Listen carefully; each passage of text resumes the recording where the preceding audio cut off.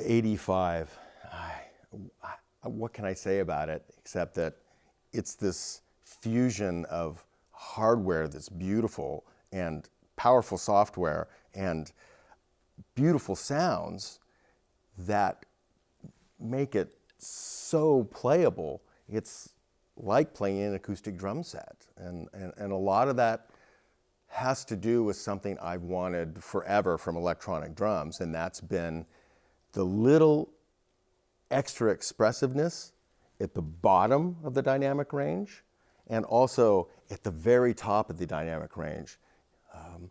And what I mean is when I play hard, I want it to sound a certain way, but when I really dig in and hit the drum super hard, even harder, I want a little more color. I want the change. I want the impact of the sound to match what I experience from my acoustic drums. And it's happened. It's happened in the AD5. It's really amazing. The cymbals, the length was the first thing I was struck with. Is I played the cymbals and listened to the decay.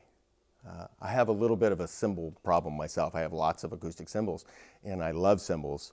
And I was listening to a well-mic'd cymbal. That's what, just plain as day, that's what it was.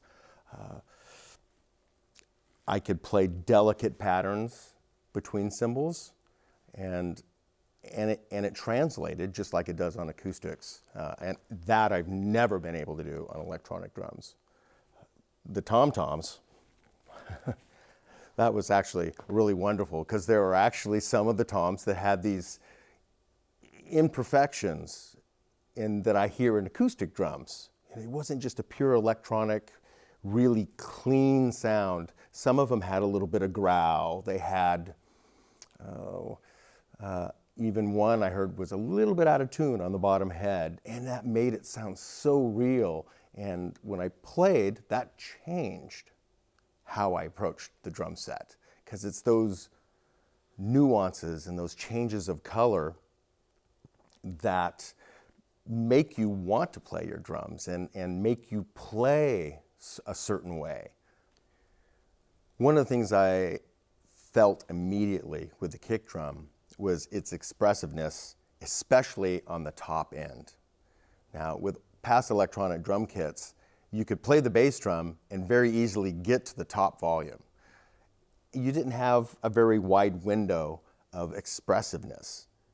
With the AD5, that was totally not the case. I could play and get a great kick sound, and then when I really laid into the bass drum, I could get a very, very, very different sound and an aggressive, pointed sound. And that just made me want to play the extreme dynamic ranges. It was really just truly amazing. In fact, on one kit, I remember playing and being surprised because the bass drum stopped.